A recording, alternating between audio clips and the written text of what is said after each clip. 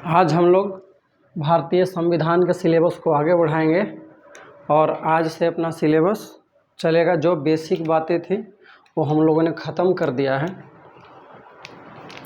आज हम लोग जो टॉपिक शुरू करेंगे वो भारतीय संवैधानिक इतिहास, भारत के संविधान का निर्माण कैसे हुआ। तो अगर भारतीय संविधान की विकास पढ़ेंगे तो उसमें एक टॉपिक आएगा भारत के संवैधानिक विकास, दूसरा आएगा संविधान सभा।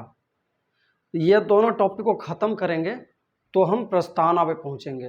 तो अब जो है चैप्टर वाइज जैसे सीक्वेंस होता है वैसे ही अपना पढ़ाई शुरू करेंगे। तो चलिए हम लोग अध्ययन और अध्यापन की काम को शुरू करते हैं। तो भारत के संविधान का निर्माण कैसे हुआ, तो इसे अच्छे से समझने के लिए इसके बैकग्राउंड को समझना, इसके पृष्ठभूमि को समझना बेहद ज़रूरी है। तो देखिए, आपको पता है कि 15वीं शताब्दी में यूरोपियों का आगमन हो गया था भारत में, और भारत में व्यापार करने के लिए यूरोपीय कंपनियों को आपस में प्रतिस्पर्धा हुआ, और इस प्रतिस्पर्धा में अंग्रेज जो हैं सारे यूरोपियन को हराकर भारत में अपना सत्ता स्थापित करते हैं। जब अंग्रेजों को 1757 में प्लासी की लड़ाई और 1764 में बक्सर का युद्ध, जब ये दोनों को जीत लेते हैं तो इंडिया में इनका जो है व्यापारिक अधिकार से राजनीतिक अधिकार भी प्राप्त हो जाता है। वो कैसे? 1764 में जब बक्सर का युद्ध में अंग्रेज विजयी होते हैं तो उसमें होता क्या है कि 1765 में रॉबर्ट क्लाइव और मुगल बादशाह शाह आलम द्वितीय के बीच इलाहाबाद की संधि होती है। इलाहाबाद की संधि के द्वारा यह उनको अधिकार दे दिया जाता है कि बंगाल, बिहार और उड़ीसा जो उस समय के समृद्ध प्रांत थे, इनमें अंग्रेजों को प्रशासन के साथ साथ टैक्स वसूलने का और राजस्व संबंधी नीति बनाने का इनको अधिकार मिल गया। अब क्या हो गया कि बंगाल में 1765 में जो राजस्व वसूलने का इनको अधिकार मिला, इसका दुरुपयोग इन्होंने इतना किया कि किसानों की टैक्स की रेट को बढ़ा दिया गया, इंडस्ट्री को पतन की ओर ले गया, श्रमिकों को काम करवाकर उनको श्रम नहीं दिया जाता था। तो बहुत सारा ऐसा काम किए कि उनकी आय तो बढ़ी, अंग्रेजों की क्या हुई, आय तो बढ़ी, लेकिन भारतीयों की आर्थिक दशा क्या होने लगी, बिगड़ने लगी। अब यही 1765 में रॉबर्ट क्लाइव जो था द्वैध शासन की स्थापना कर देता है। द्वैध शासन की स्थापना करने का मतलब क्या होता है कि टैक्स वसूलने का अधिकार तो अंग्रेजों को रहेगा, लेकिन नहर में पानी की कमी है, प्रशासन को अगर पुलिस में किसी अधिकारी को वेतन देना है, कर्मचारियों को वेतन देना है, तो वो सब काम जो करेगा वह कौन करेगा? बंगाल का नवाब करेगा। और पैसा इकट्ठा अंग्रेज करेंगे और पैसा बांटने का काम यानी कि जो प्रशासनिक व्यवस्था का काम कौन करेगा? यानी कि जहाँ खर्चे की बात आएगी वहाँ नवाब देखेगा, और जहाँ पैसे कमाने की बात आएगी वो कौन देखेंगे? अंग्रेज देखेंगे। तो इससे हो क्या गया कि इस द्वैध शासन ने करप्शन को बढ़ावा दिया। करप्शन को बढ़ावा देने से हुआ क्या कि ईस्ट इंडिया कंपनी के जो व्यापारी थे, जो व्यक्तिगत रूप से तो अमीर होते गए, लेकिन उन्होंने ईस्ट इंडिया कंपनी पे ध्यान देना कम कर दिया और व्यक्तिगत लाभ पे ज़्यादा ध्यान केंद्रित करने लगे। इससे हुआ क्या कि इनकी धन संपत्ति तो बढ़ता गया, लेकिन ईस्ट इंडिया जो कंपनी थी इसकी आर्थिक दशा इतनी बिगड़ने लगी कि यह अपने कर्मचारियों को वेतन देने में भी असमर्थ हो गया। जब यह बात ब्रिटिश संसद में पहुंचाया गया और ईस्ट इंडिया कंपनी ने कहा कि हमें आप कुछ पैसे दीजिए क्योंकि हम अपने कर्मचारियों को वेतन भी नहीं दे पा रहे हैं, तो ब्रिटिश संसद में जब इस बात पे चर्चा हुई तो उनको सोचने पे मजबूर कर दिया गया कि भारत में व्यापार, बताइए, इतना अच्छा माहौल था, पैसे इतने आ रहे थे, और एक तरीके से देख रहे थे कि यहाँ के जितने भी जो व्यक्तिगत रूप से नियुक्त किए गए हैं, जो कर्मचारी हैं, जो अधिकारी हैं ईस्ट इंडिया कंपनी के, वो तो पैसे छाप रहे हैं और आके इंग्लैंड में राज भोग रहे हैं। और ऐसे कैसे हो रहा है कि उनको वेतन देने के लिए भी पैसा नहीं रहा गया? तो इनका जो प्रशासन है यह संदेह की दृष्टि में आ गया।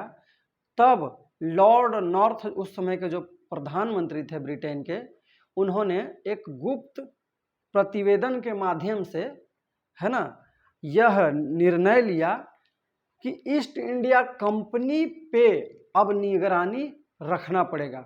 किसको? ब्रिटिश सम्राट को। तो यानी कि ब्रिटिश सम्राट को यह ध्यान देना पड़ेगा कि ईस्ट इंडिया कंपनी क्या कर रही है और क्या नहीं कर रही है। तो इसीलिए जब संसद में यह बात ईस्ट इंडिया कंपनी के अधिकारियों ने पहुंचाया कि हम वेतन भी नहीं दे पा रहे हैं, आप पैसा दीजिए, तो ब्रिटेन की संसद ने कहा कि कोई बात नहीं है, हम आपको पैसा देंगे, लेकिन पैसा हम इस शर्त पे देंगे कि हमारा कुछ बात को आपको फॉलो करना पड़ेगा। ईस्ट इंडिया ने कंपनी ने कहा कि ठीक है। तो वही लॉर्ड नॉर्थ जो है एक कानून बनाकर भारत में ईस्ट इंडिया कंपनी के माध्यम से भेजते हैं। उसी कानून को कहा गया है 1773 का रेगुलेटिंग एक्ट या रेगुलेटिंग कानून।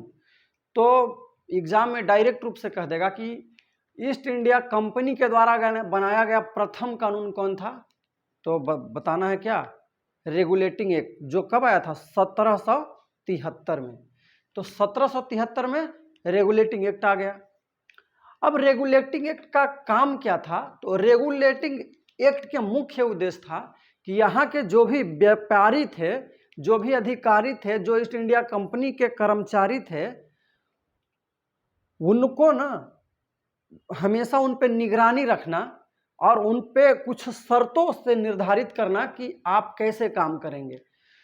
तो ईस्ट इंडिया कंपनी जब बनी थी, तो ईस्ट इंडिया कंपनी बनी थी तो उसके जो समूह के लोग होते थे उसको निदेशक मंडल कहा जाता था।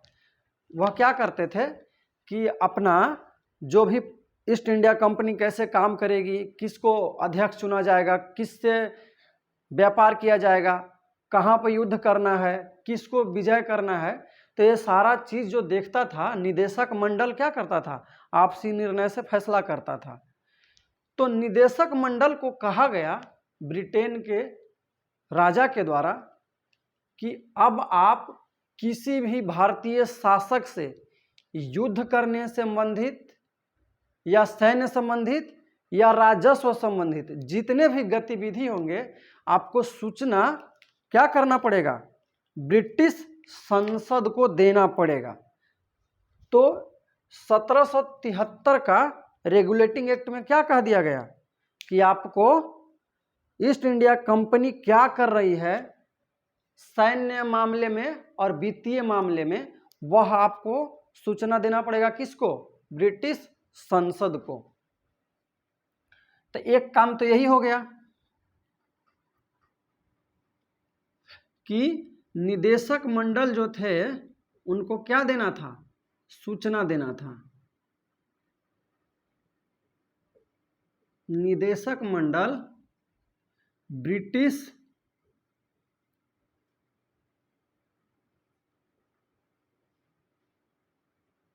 संसद को सूचना देगी।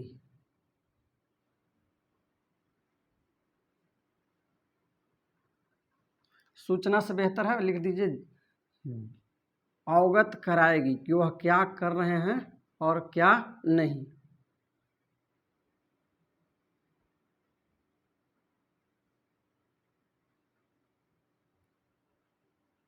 दूसरा कहा गया कि जो निदेशक मंडल है ना, इस निदेशक मंडल के जो सदस्य हैं, है ना, जो निदेशक मंडल के सदस्य हैं, तो अब इनके सदस्यता के लिए 500 पाउंड की भागीदारी नहीं, 1000 पाउंड की भागीदारी होगा। यानी कि व्यापार जो भी कर रहे हैं ईस्ट इंडिया कंपनी के साथ, निदेशक मंडल में वही चुने जाएंगे जिनकी कंपनी में भागीदारी 500 पाउंड ना होकर 1000 पाउंड हो। पहले 500 पाउंड जिसके पास होता था वह निदेशक मंडल में चुने जा सकते थे, उसके सदस्य हो सकते थे। निदेशक मंडल की मतलब कि एक प्रशासन का एक ग्रुप था, उसके कुछ सदस्य थे, तो उसी में शामिल होने के लिए अब दूसरी कंडीशन क्या कर दिया गया कि 500 पाउंड नहीं 1000 पाउंड। तो 500 पाउंड के बदले क्या कर दिया गया, 1000 पाउंड की अगर भागीदारी ईस्ट इंडिया कंपनी में है तो वह निदेशक मंडल के सदस्य बन जाएंगे। अब इस जो निदेशक मंडल के जो सदस्य थे, इनका कार्यकाल जो होता था वो 4 वर्ष का होता था। तो कार्यकाल कितने वर्ष का होता था, 4 साल का। तो कार्यकाल जो हो गया 4 साल, लेकिन प्रत्येक साल जो है इनका 4 साल का कार्यकाल भले होता था, लेकिन जितने भी सदस्य थे हर साल 1/4 सदस्य नए सदस्य को नियुक्त करते थे। मतलब निदेशक मंडल में जितने भी सदस्य थे उनका कार्यकाल तो 4 साल का होता था, लेकिन ऐसा व्यवस्था बनाया गया था कि हर साल 1/4 सदस्य क्या करते थे, रिटायर होते थे, और 1/4 सदस्य नया एंट्री मारते थे। जो रिटायर होते थे उनके जगह पे नए सदस्यों की क्या कर दी जाती थी, नियुक्ति की जाती थी। ये 2 बातें हो गई। तीसरी बात क्या हुई कि ईस्ट इंडिया कंपनी के जो अधिकारी थे, जो रेगुलेटिंग एक्ट से पहले क्या कर रहे थे, अपना मनमानी कर रहे थे, तो उनकी मनमानी को दूर करने के लिए क्या कर दिया गया कि कहा गया इनको कि देखिए, आप अगर कोई भी व्यक्ति से कोई भी तरह का उपहार लेते हैं, कोई भी तरह का इनाम लेते हैं, तो आप पे दंडात्मक क्या किया जाएगा, कार्रवाई किया जाएगा। तो इससे होता क्या था कि भारत छोटे छोटे प्रांतों में बटा था, और यहाँ के जो ईस्ट इंडिया कंपनी के जो अधिकारी थे वो जब वहाँ पे अधिकार करते थे तो वहाँ के क्षेत्रीय शासक को बोलते थे कि देखिए, हम आपको संधि करवा देंगे या हम आपको रियायत दिलवा देंगे, आप हमको इतना पैसा दीजिए। और वो पैसा ले लेते थे और कह देते थे कि ये क्या दिए हैं, हमको उपहार दिए हैं। तो इससे क्या होता था, ईस्ट इंडिया कंपनी के व्यापारी अमीर तो बन रहे थे, लेकिन ईस्ट इंडिया कंपनी पे जो पर्सनल व्यापार होता था उस पर ध्यान नहीं देते थे। इसके कारण ईस्ट इंडिया कंपनी क्या होती थी, घाटे में चली गई। तो तीसरी बात कहा गया कि आप जो है किसी भी तरह का उपहार नहीं लेंगे, उपहार क्या करेंगे, नहीं लेंगे। चौथी व्यवस्था ईस्ट इंडिया कंपनी पे किया गया कि चौथी व्यवस्था यह किया गया कि बंगाल के पहले जब आप देखेंगे तो देखिए, अंग्रेजों का आगमन तो 1608 में हुआ, 1611 में मछलीपट्टनम को जीता, 1613 में सूरत में कारखाना स्थापित किया, 1651 में हुगली में कंपनी स्थापित कर दिया, 1667 में पुर्तगाल की एक राजकुमारी थी कैथरीन बेंगाजा, जिसका विवाह चार्ल्स द्वितीय, जो कहाँ का था, इंग्लैंड का था, लंदन का था। तो चार्ल्स द्वितीय का कैथरीन बेंगाजा के साथ विवाह जब होता है तो पुर्तगाली जो है चार्ल्स द्वितीय को बम्बई जो है उपहार में देते हैं। तो ये चार्ल्स द्वितीय क्या करता है कि 1668 में ईस्ट इंडिया कंपनी को दे देता है 10 पाउंड के किराए पे।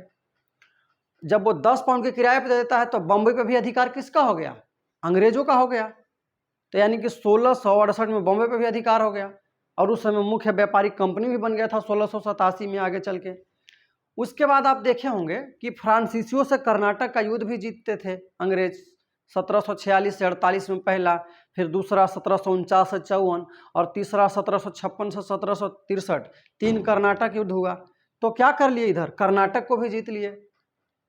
उधर आंग्ल मैसूर युद्ध चल ही रहा था, तो आंग्ल मैसूर में भी इसका क्या हो रहा था, बढ़त बन ही रहा था।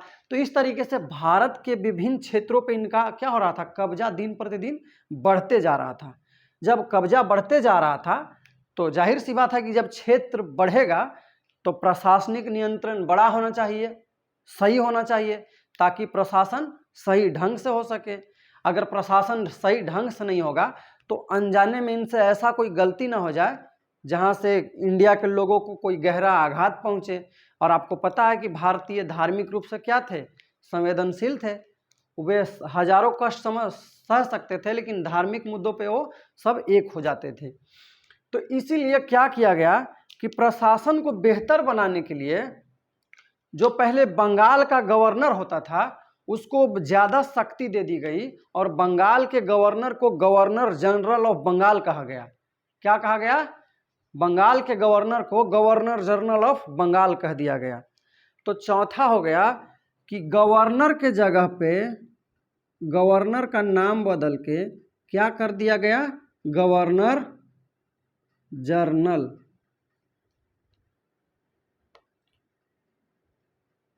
तो गवर्नर जनरल कर दिया गया गवर्नर के जगह पे। अब गवर्नर के जगह पे गवर्नर जनरल कर दिया गया, तो ईस्ट इंडिया कंपनी को इतना जब पावर दे रहे हैं तो उस पर कुछ निरंकुश ना हो जाए, इसके लिए शक्तियों को कम करने के लिए एक व्यवस्था किया गया कि ये जो गवर्नर जनरल थे यह अपने मन से फैसला नहीं ले सकते थे कोई, इनके लिए एक कार्यकारिणी परिषद बनाया गया। क्या बनाया गया, कार्यकारिणी परिषद।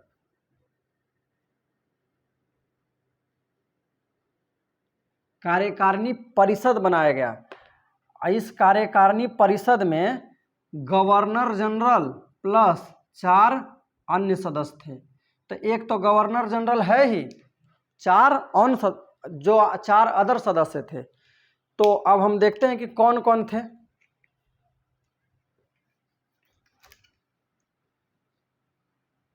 तो देखिए, पांचवा हम कहें कि एक कार्यकारिणी परिषद का निर्माण किया गया।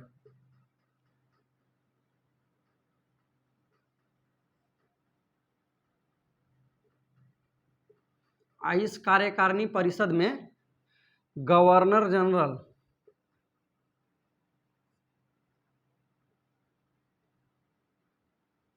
प्लस 4 अन्य सदस्य थे।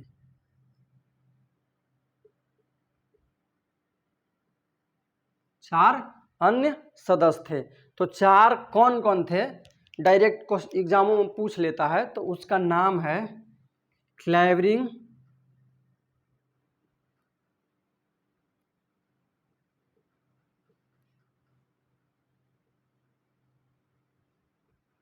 मॉन्सल,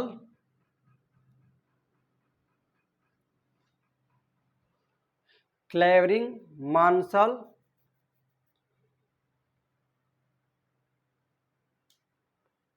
क्लेवरिंग मार्शल, बरवेल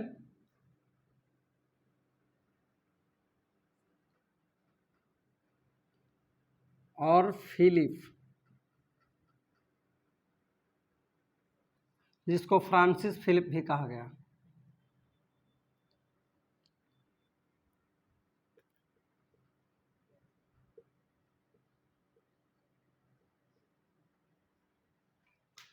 तो ये 5 पॉइंट। पहला पॉइंट क्या हुआ, एक निदेशक मंडल जो है ना, निदेशक मंडल को यह जानकारी देनी थी, यह अवगत कराना था हमेशा किसको, ब्रिटिश सम्राट को, कि आप राजस्व मामले में या सैन्य मामले में क्या कर रहे हैं और क्या नहीं कर रहे हैं। अगर भारत में कोई भी आप गतिविधि करते हैं तो वह हमेशा हमको बताना होगा। यानी कौन बोला, सम्राट बोला, ब्रिटिश सम्राट। दूसरा पॉइंट हो गया कि अब जो है निदेशक मंडल की सदस्यता के लिए 500 पाउंड से काम नहीं चलेगा, 1000 पाउंड की व्यापारिक भागीदारी होना चाहिए। और उसी में कि जो निदेशक मंडल के सदस्य होते थे उनका कार्यकाल 4 साल का होता था और प्रत्येक साल 1/4 सदस्य क्या होते थे, रिटायर होते थे। तीसरा था कि उपहार लेना बिल्कुल बंद कर दिया गया, यानी कि कोई भी भारतीयों से वो उपहार नहीं ले सकते थे। पांचवा मैंने बताया कि कार्यकारिणी परिषद का गठन किया गया। कार्यकारिणी परिषद का गठन इसलिए किया गया था कि गवर्नर का पावर बढ़ा दिया गया था और गवर्नर जनरल कर दिया गया था। इसको बंगाल का गवर्नर जनरल कह दिया गया था। और बंगाल का जब गवर्नर जनरल की शक्तियां बढ़ाई गई तो बॉम्बे और मद्रास का जो एरिया था कुछ मामले में बंगाल गवर्नर जनरल के अधीन कर दिए गए। तो इसकी शक्ति जब बढ़ जाएगी तो वह मनमाने तरीके से काम न करे, इसके लिए एक कार्यकारिणी परिषद, एक ऐसा परिषद जो कामों को करे, उसका गठन किया गया, जिसमें गवर्नर जनरल और 4 अन्य सदस्य थे। तो कोई भी फैसला जो लिया जाता था इनके बहुमत से लिया जाता था। तो बहुमत अगर देखिए तो गवर्नर जनरल प्लस 4 यानी कि 1 + 4 = 5 है। तो बहुमत अगर देखेंगे तो कम से कम 3 सदस्य होना चाहिए। तो 3 सदस्य होने के लिए अब सोचिए तो कि बहुमत किसका होता था, इसी में पहले बहुमत लिए जाते थे। ये कोई अगर प्रावधान बोलेगा कि हमको ये काम करना है तो 4 अन्य सदस्य थे, उनसे क्या करना था, बहुमत लेना था। तो कम से कम 3 सदस्य जो है अगर सहमति व्यक्त करेंगे तभी ना कोई कानून बन पाएगा। तो इसीलिए गवर्नर जनरल को शक्तियां तो दी गई, लेकिन उसके शक्ति को कम कर दिया गया, किसके द्वारा, कार्यकारिणी परिषद का निर्माण करके। तो काम भी हो जाएगा और शक्ति भी मिल गया। अब ध्यान रखना है कि छठा पॉइंट जो आता है कि कलकत्ता में 1773 के रेगुलेटिंग एक्ट के द्वारा एक सुप्रीम कोर्ट की स्थापना की गई, एक सुप्रीम कोर्ट की स्थापना की गई। तो सुप्रीम कोर्ट की स्थापना कब की गई थी, 1774 में। क्या की गई थी स्थापना, सुप्रीम कोर्ट की।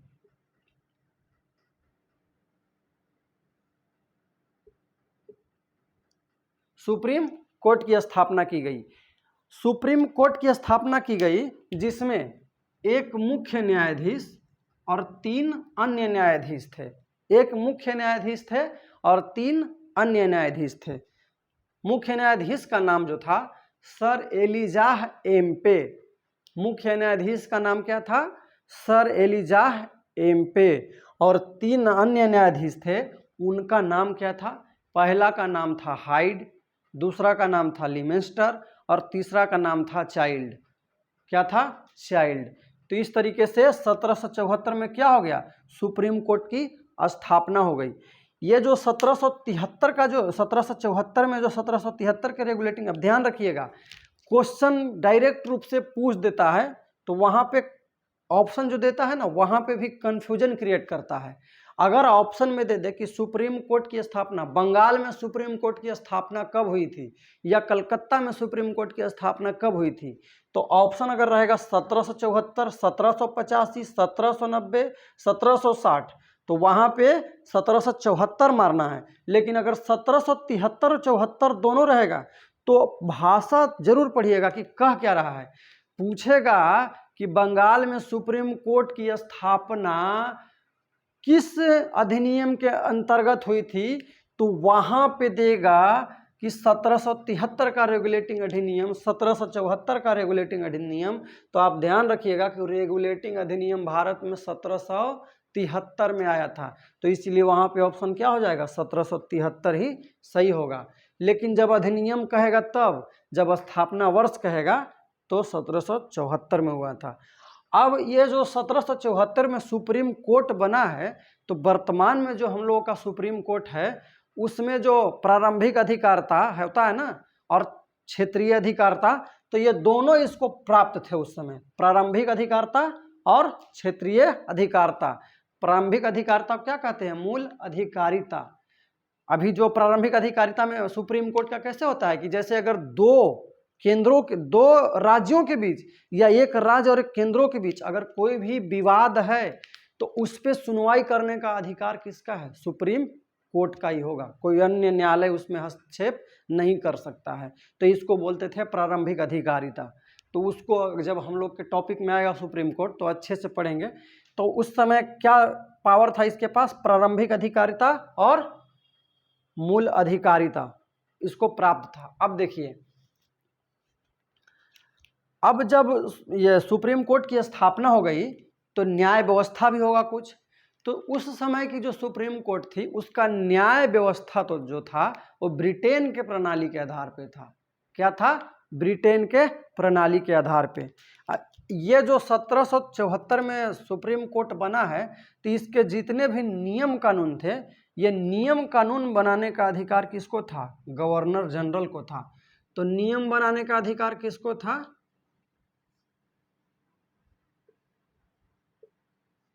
नियम बनाने का अधिकार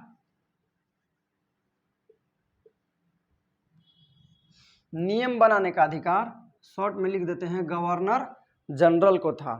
तो ये हो गया, नियम बनाने का अधिकार किनको था? गवर्नर जनरल को था। तो ये जो चीजें हैं हम लोग क्या देख लिए? 1773 का रेगुलेटिंग एक्ट था।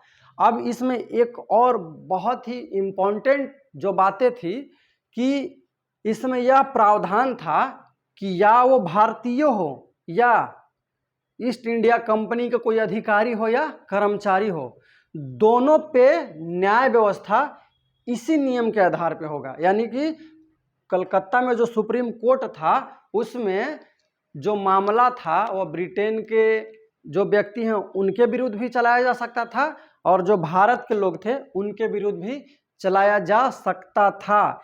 इसी व्यवस्था को जब बना के उन्होंने भेजा तो उनको लगा कि ये तो दिक्कत वाली बात है, ये तो हम लोगों ने कर दिया, ये तो भारत और इंग्लैंड दोनों के लोग बराबर आपस में है ही नहीं, हम गोरे और वो काले, ये कैसे हो जाएगा। तो यही सब जो अधिनियम था इसी में कुछ कुछ परिवर्तन करने के लिए, है ना, एक अगला जो अधिनियम आता है 1781 में, उसका नाम है बंगाल ज्यूडिकेटर एक्ट या बंदोबस्त कानून भी उसको कहते हैं, या 1781 का अधिनियम कहते हैं। तो उसमें क्या प्रावधान था? तो उसमें मेनली जो प्रावधान था, है ना, अगला लिख लीजिए, 1781 का अधिनियम।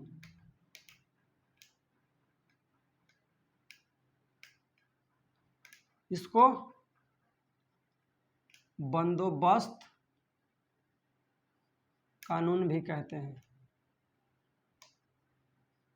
इसको बंदोबस्त कानून या बंगाल ज्यूडिकेचर एक्ट।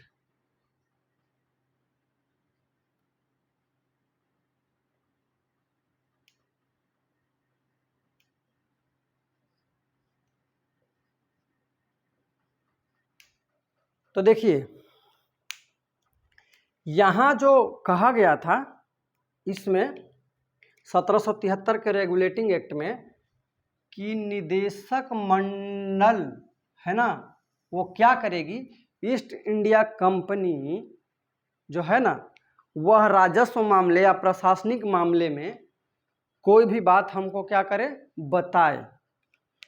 तो जब 1773 का अगला साल 74 और 75 में वहाँ मैसेज गया कि आपने जो ये पावर दे दिया है 1774 में जो सुप्रीम कोर्ट की स्थापना करके बंगाल में, कि ईस्ट इंडिया कंपनी के अधिकारियों के विरुद्ध भी हम कोई भी केस कर सकते हैं इसमें, तो भारत के जितने भी किसान हैं और जितने भी जमादार हैं वो सब क्या हो रहे हैं, पहुंच जा रहे हैं सुप्रीम कोर्ट। और सुप्रीम कोर्ट में पहुंचने के कारण हम लोग की राजस्व व्यवस्था में परेशानी आ रही है, यानी कि टैक्स वसूलने में हम लोग को दिक्कतें आ रही है। तो जब टैक्स नहीं वसूलेंगे तो जो हम लोगों ने देखा है दुनिया पे शासन करने का सपना वो पूरा नहीं होगा।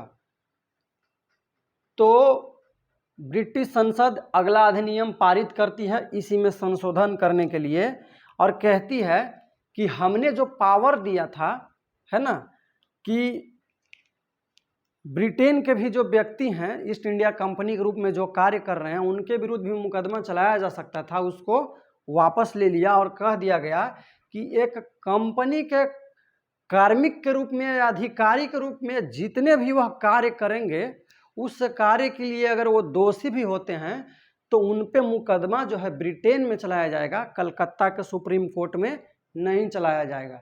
दूसरी यह कह दिया गया कि राजस्व संबंधित कोई भी मामले में उनको कोई परेशान नहीं करेगा, और जो व्यक्ति परेशान करेगा उन पे दंडात्मक कार्रवाई की जा सकती है।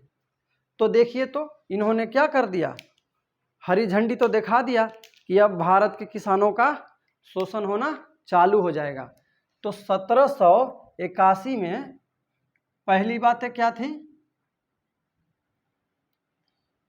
कि जितने भी थे कंपनी के कर्मचारी या अधिकारी, अब उन पे जो है कलकत्ता के सुप्रीम कोर्ट पे जो कोई भी कार्यवाही नहीं होगा, यानी कि उनके सुप्रीम कोर्ट जो कलकत्ता बना था उसके अधिकार क्षेत्र से बाहर की बात हो गई। कौन बातें, कि यदि कोई भी ईस्ट इंडिया कंपनी के कर्मचारी या अधिकारी है, अगर वह कोई ईस्ट इंडिया कंपनी के कार्यों के लिए अगर जिम्मेदार है, तो अगर वह दोषी होगा तो उसके ऊपर जो है मुकदमा ब्रिटेन में चलेगा, भारत में नहीं चलेगा। तो जब भारत में नहीं चलेगा तो उसके खिलाफ हम कलकत्ता में केस नहीं कर सकते हैं, मुकदमा दर्ज नहीं कर सकते हैं। दूसरा बात हो गया कि अब जो है राजस्व मामले में पूरी तरीके से स्वतंत्र हो गए। अब जो है राजस्व अगर वसूल रहे हैं और कोई किसान आके सुप्रीम कोर्ट में यहाँ केस करेगा तो यहाँ पे सुनवाई उनको नहीं होगा। और तीसरा बात कह दिया गया था कि ईस्ट इंडिया कंपनी के जो हम गवर्नर जनरल और काउंसिल को जो अधिकार दिए हैं नियम कानून बनाने का, वह ऐसे नियम कानून बनाए जिससे भारत के लोगों के संस्कृति और सभ्यता पे कोई ठेस नहीं पहुँचे। यानी कि हिंदू को उसने हिंदुओं की विधि के अनुसार और मुसलमानों को मुसलमानों की विधि के अनुसार न्याय करने की बात कही थी। तो ये हो गया बात। अब ध्यान देने वाली बातें हैं कि हमने बताया इतना सारा, इसमें बहुत ज़रूरी चीज़ें हैं कि आपको कार्यकारिणी परिषद याद होना चाहिए, कार्यकारिणी परिषद याद होना चाहिए, है ना। ये सदस्य अगर याद रहता है तो अच्छी चीज़ें हैं। इसको अगर याद करने के लिए याद करना है तो एक कोड बना सकते हैं, है ना, एक ट्रिक बना सकते हैं। यह हो गया सीएम हो गया, और उसके बाद बॉयफ्रेंड। तो सीएम का बॉयफ्रेंड अगर ऐसे याद रखेंगे तो ये हो जाएगा सही याद। सी से क्लेवरिंग, एम्स हो गया मानसॉल, बीस हो गया बोरवेल, आईएफ्स हो गया फ्रांसिस फिलिप। तो ये याद हो जाएगा, कोई दिक्कत नहीं है। उसके बाद ये सुप्रीम कोर्ट को याद रखना है। उसमें फिर याद रखना है कि मुख्य न्यायाधीश कौन थे और 3 अन्य न्यायाधीश। तो मुख्य न्यायाधीश सर एलिजा एम्पे, है ना, और 3 अन्य न्यायाधीश जो थे हाइड लिमेस्टर और चाइल्ड। तो ये सब चीज़ें, और ये तो VVI है ही कि बंगाल के गवर्नर का नाम बदल के गवर्नर जनरल कब कर दिया गया था, तो 1773 के अधिनियम के द्वारा। एक बात यहाँ पे और जोड़ लीजिए, यहाँ चौथी पॉइंट जोड़ सकते हैं आप। यहाँ अगर चौथी पॉइंट जोड़ना चाहें तो 1781 के अधिनियम के द्वारा बंगाल, बिहार और उड़ीसा में, है ना, टैक्स वसूलने का अधिकार इनको कानूनन रूप से दे दिया गया। तो ये सारी बातें को आज हम लोग सीखें। ये जो ऊपर खाका बनाया हुआ था, तो ये जब बातें धीरे धीरे आएंगी तो अपने आप हो जाएगा। जैसे भारत के संवैधानिक विकास जब आप देखेंगे तो ईस्ट इंडिया कंपनी के अधीन हुआ है और ब्रिटिश संसद के अधीन हुआ है। तो ईस्ट इंडिया कंपनी के अधीन और ब्रिटिश संसद के अधीन से मतलब क्या होता है, देखिए। तो अभी बताएं कि 1757 और 1764 के युद्ध को जीत के क्या कर लिया, अंग्रेज भारत में प्रत्यक्ष रूप से शासन करने लगे। और यह शासन कब तक चलता रहा, 1947 तक, जब तक कि हम आज़ाद नहीं हो जाते हैं। तो देखिए समय समय पे ना इनके शासन का स्वरूप भी बदलता रहा है, और जब शासन का स्वरूप बदलेगा तो इनकी कार्य प्रणाली भी बदलेगी। तो 1765 से लेकर, है ना, 1857 तक लोगों को इतना शोषित किए कि भारत के लोग मजबूर हो गए, है ना, कि अब बड़ा कोई कदम उठाना चाहिए। और तब जाके 1857 में क्या हुआ था, क्रांति हुई थी। जब क्रांति हुआ तो उस समय ईस्ट इंडिया कंपनी का भारत में शासन जो था पूरी तरीके से समाप्त कर दिया था। जब ईस्ट इंडिया कंपनी का शासन ही समाप्त हो जाएगा तो फिर वो लंदन से थोड़े ना, इंग्लैंड में से कंपनी का कानून बनाने आएगी। जब कंपनी खत्म तो फिर कंपनी का कानून क्यों बनेगा। तो 1853 यानी कि 1773, 1781, 1784, 1793, यह 1786 भी था बीच में, 1786, 1793, 1813, 1833 और 1853। तो देखिए इसको कहा गया रेगुलेटिंग एक्ट।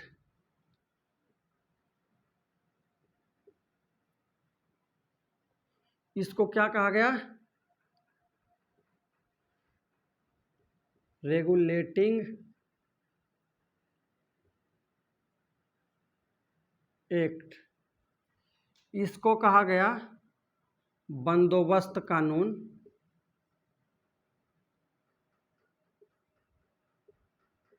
या बंगाल ज्यूडिकेचर एक्ट। इसको कहा गया Pitt's India act, Pitt's India act. ये पिट्स इंडिया एक्ट इसलिए कहा गया था कि उस समय 1784 के समय ब्रिटेन के जो प्रधानमंत्री थे पीट द यंगर थे। तो पीट द यंगर ने ही इस अधिनियम को संसद में पेश किया था, इसलिए इनका नाम क्या, इन्हीं के नाम पे पिट्स इंडिया एक्ट रख दिया गया था। ये जो था 1786 का अधिनियम हो गया।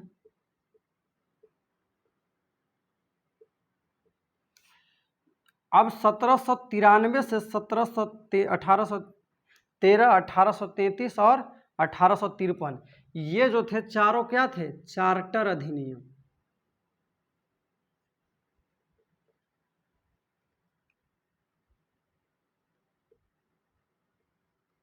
चार्टर अधिनियम। चार्टर अधिनियम का मतलब क्या होता है, व्यापार करने के लिए विशेष व्यवस्था प्रदान करना, विशेष सुविधा देना। तो अब देखिए 1857 में ईस्ट इंडिया कंपनी के शासन को समाप्त कर दिया गया है। तो 1853 तक जो है कानून वो ईस्ट इंडिया कंपनी के अधीन बना है ना। तो ये सब इनका नाम भी याद रखिएगा, डायरेक्ट रूप से पूछ लेता है। तो ये चार 1793, 1813, 1833 और 1853 इसको क्या कहा गया है, चार्टर अधिनियम। अब आगे देखिए, अब जब 1857 की क्रांति हो गई तो 1858 में पहला अधिनियम बन के आया था। तो अब 1858 से 1947 तक जितने भी अधिनियम पारित होंगे वो सब ब्रिटिश संसद के अधीन बनेंगे। क्यों, क्योंकि 1858 में ईस्ट इंडिया कंपनी के शासन को समाप्त करके भारत की सत्ता पूर्ण रूप से ब्रिटिश संसद, जिसको क्राउन कहा जाता था या ताज कहा जाता था, उसके अधीन कर दिया गया। तो भारत में जो भी शासन के लिए कानून बनेंगे वो सारे कानून कहाँ से बन के आएंगे, ब्रिटिश संसद या क्राउन के पास से। तो इसलिए 1858, 1861, 1892, 1909, 1919 और 1935 और 1947। 1947 भारत का स्वतंत्रता अधिनियम, वो भी तो ब्रिटेन के संसद से ही पास होके आया था ना। तो यहाँ तक किसका बन के आया था, ब्रिटेन के संसद का। तो इसका नाम आप लिख लीजिए, भारत शासन अधिनियम। भारत शासन अधिनियम 1858। ये भारत परिषद अधिनियम, इसको क्या कहा गया था, भारत परिषद अधिनियम।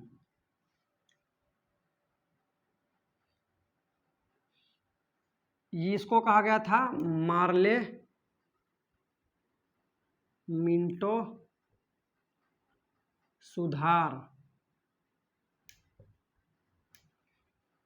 इसको भी लिख लीजिए भारत शासन अधिनियम।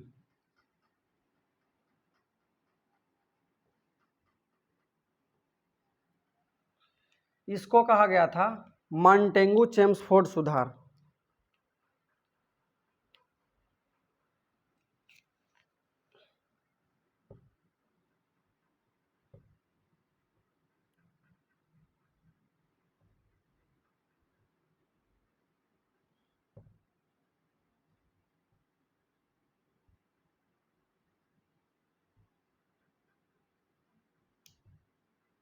मॉन्टेगू चेम्सफोर्ड सुधार, भारत शासन अधिनियम 1935,